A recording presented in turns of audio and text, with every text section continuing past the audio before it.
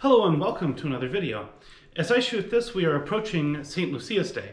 Now in Sweden, St. Lucia's Day is actually one of the focal points of the holidays. In some ways, it's at least as big a deal as Christmas in certain ways. On this day, sometimes people will go to church at 4 in the morning and watch girls sing, holding lit candles, and one girl with flaming candles on a crown on her head. Usually nobody gets burned. Like many holidays in Sweden, this particular holiday has its own pastry associated, which is a sweet saffron bun. This is an extremely interesting pastry, and we'll go ahead and make it. While I was in Sweden, this was one of my favorite seasonal delights, the other one being the semla bun, which we will cover next month, because it's more closely associated with Fat Tuesday.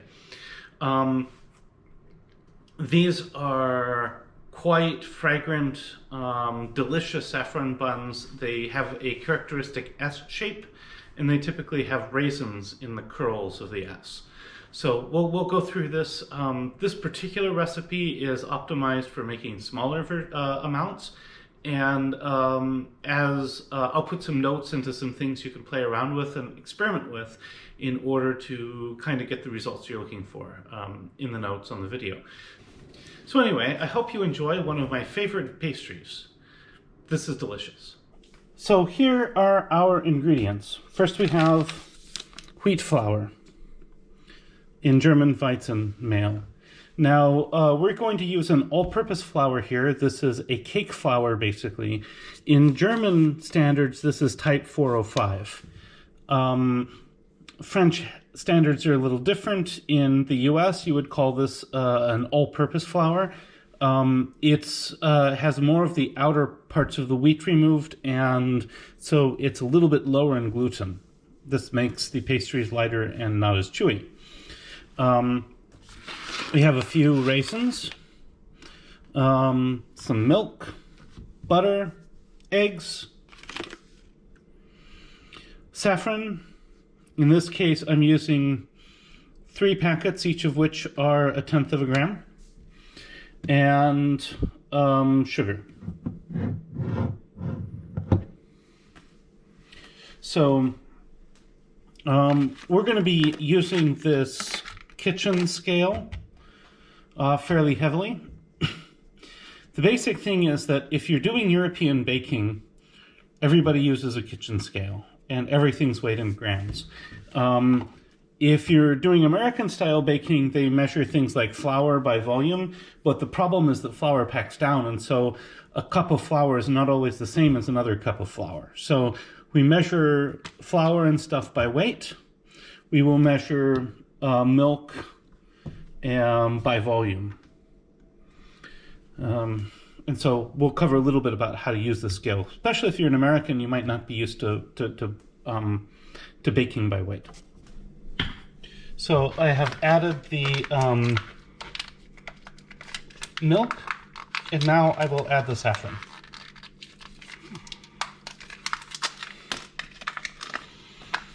Each of these here comes in a little container like this. Each one is about 1/10 of a gram. And I will add all 3. And then I will spoon in a bit of sugar, let it cool a bit, and add the yeast. So this is steaming a little more than I was expecting, or I was hoping for, so we'll go ahead and stir in the sugar now. And this is just like, you know, a spoonful or so. Tablespoon. Main purpose of this is that we're going to add the yeast on this when it starts to cool, and adding the sugar gives the yeast something to eat. So we're going to let this cool down, and in the meantime we will weigh and set up our dry ingredients.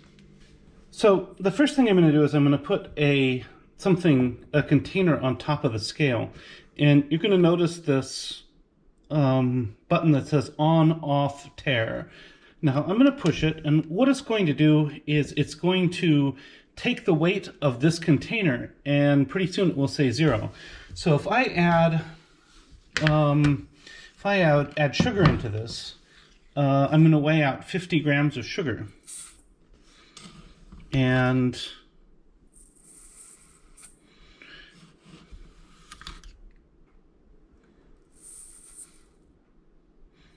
what you'll see is that when I get to 50 grams, that means, this is 52. All right, 51, close enough. And so I'm going to take this, I'm going to dump it into my mixing bowl. So next we will weigh out 500 grams of flour. I'm starting with this from a previous bag. And we're at 89. And then I'm just going to fill it up from here.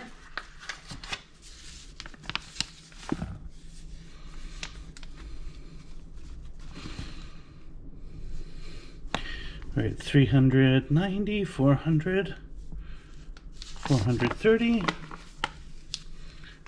503. We can take just a little bit off.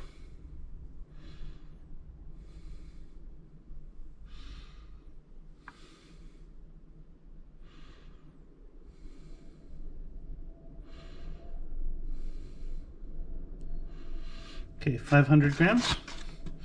And then I'm going to add the salt to it to bring it to 503.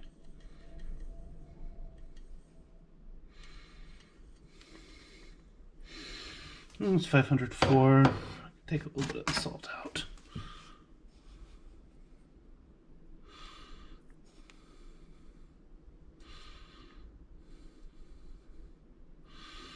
All right, that should be, that's weird.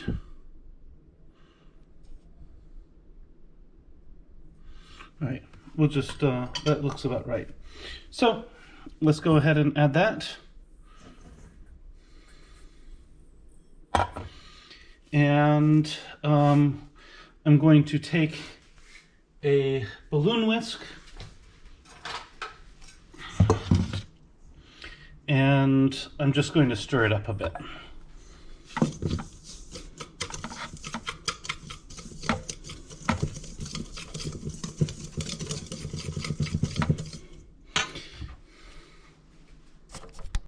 Then on to the other ingredients that I want to weigh. I'm going to weigh the butter here. It says it's only 40 grams. I'm shooting for 50.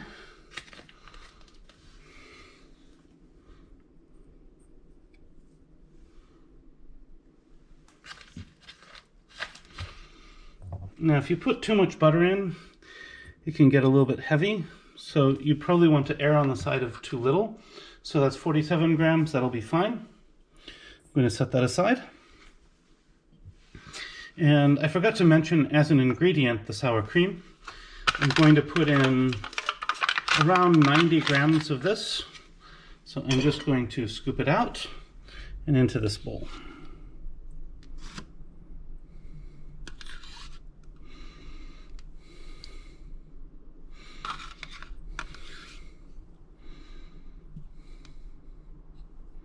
Mm, 90, 100, yeah, let me take some of this out. Yep, down to 90, perfect. And here we have our primary ingredients. Now, I'm going to start with one egg, and I may add the other egg if it's too dry.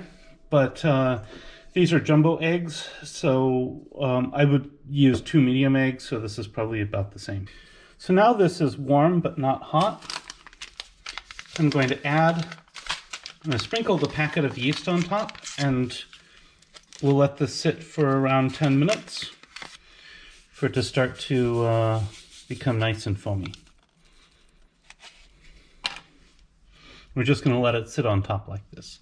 Come back in about 10 minutes, and you should start to see a significant difference in the texture on the top. So now I can see some foaming going on here.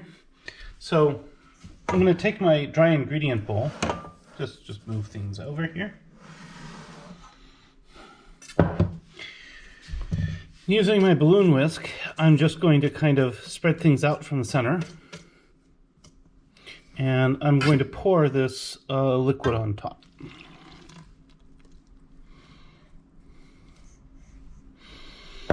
I'm going to stir it in just a little bit until I get something that's a really thick batter. Then I'm going to add my butter,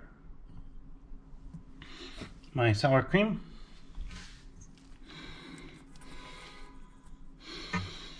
and again I said I'd start with 1 egg.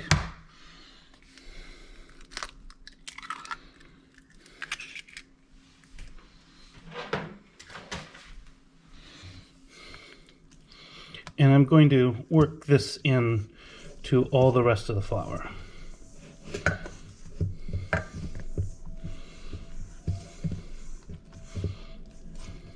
You're going to see this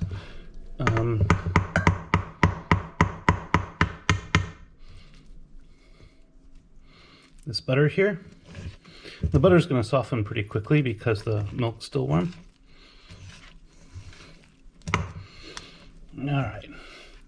So now that this is sort of becoming a dough, I'm going to clean this out of the balloon whisk a bit, and I will start stirring it with a knife. I'm just going to set that aside for a moment. I'll come back to it in a second. And I'm just going to take my knife and work in the rest of this.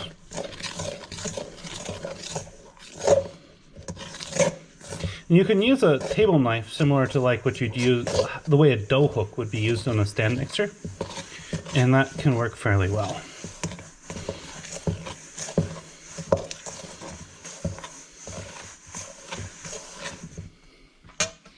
Okay, now let's get the rest of this out.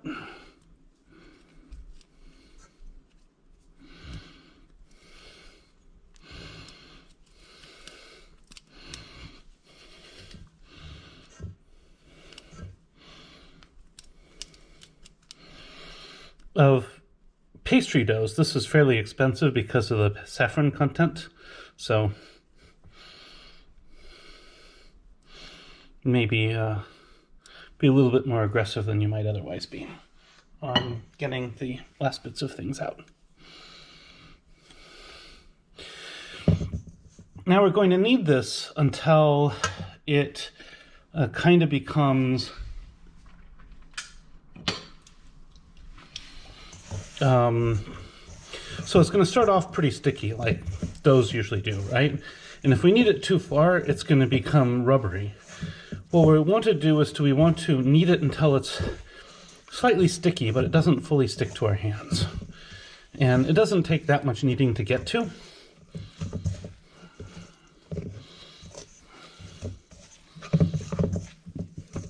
And yeah, 1 egg was plenty. 1 jumbo egg. So 2 medium or small eggs.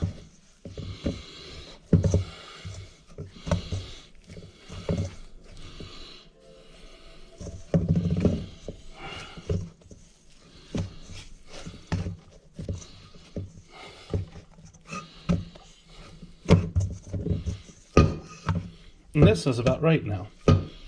See, it's not really sticking to my hands very much. Of course it is on this hand because this hand is still covered in dough. But the other hand is fine. And so I'm going to cover this and I'm going to let it sit for 1 to 2 hours to rise. Now, you want to do this in a warm part of your house.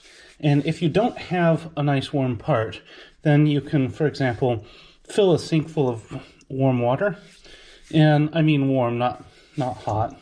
Then just cover it and set the bowl in the water, and it will keep it a nice temperature for proofing. But we're going to let this sit for an hour or 2 and let the yeast start to rise until it's maybe approximately doubled in size.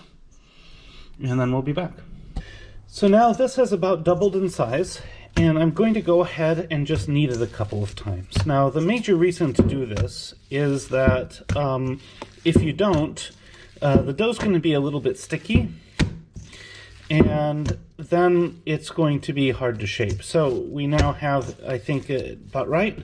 And now what I'm going to do is I'm going to start pulling off, I'm going to divide this basically into 12 smaller pieces, and we'll roll each of them into snakes. So you could actually separate them off by amount, but I'm actually just going to take a knife and cut it. So here we go. cut in half.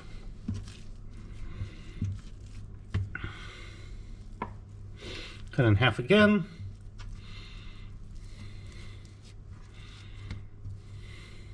Cut in half again. And then each one of these, I'm just going to cut into approximate thirds. And I'll do that on all of them, and then I will take one of these and I will roll it out. And they don't have to be perfectly exact, but you can see roughly the sizes we're dealing with. And of course, if you have a dough knife, that works much better than a kitchen knife, but I don't have one. I guess I should probably get one.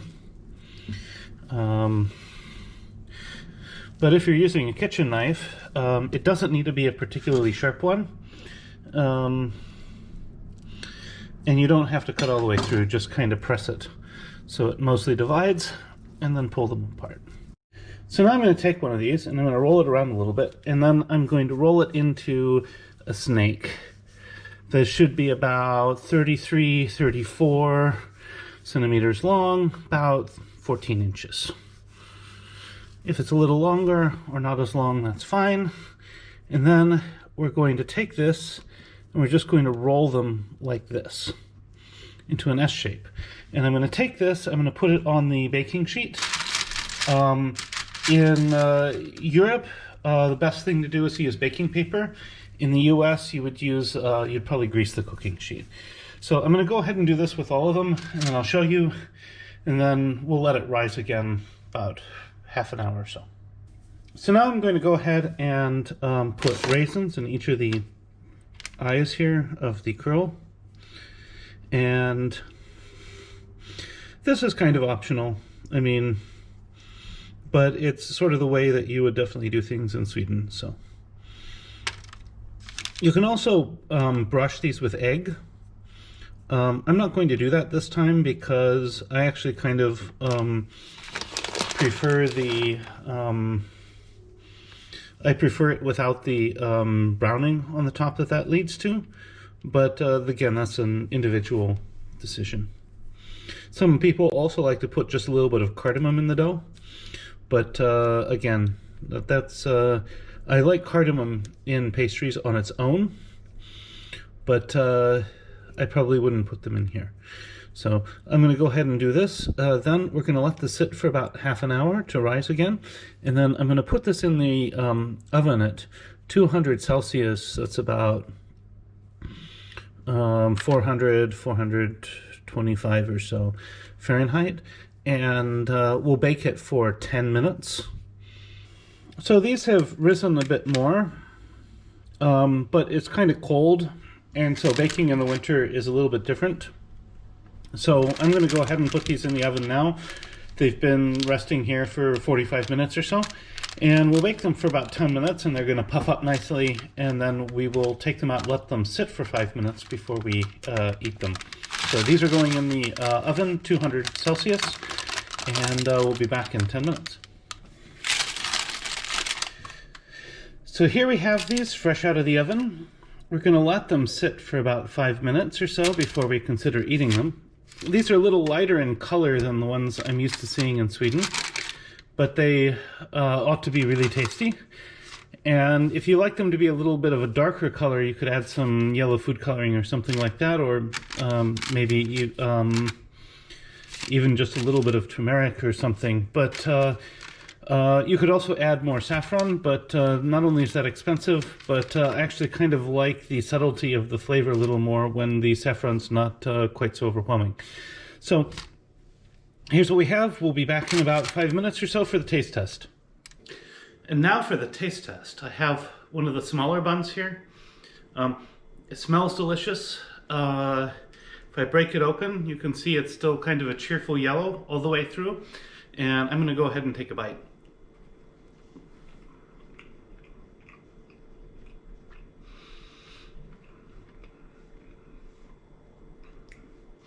With this particular amount of saffron, it's saffron flavor doesn't really hit you over the head, but it's really there, and it lingers in your mouth wonderfully. So this will basically just sit there and sort of, it's like walking around in a cloud of saffron flavor for a while. So these are absolutely delicious. I hope you like them, and best of luck while making them.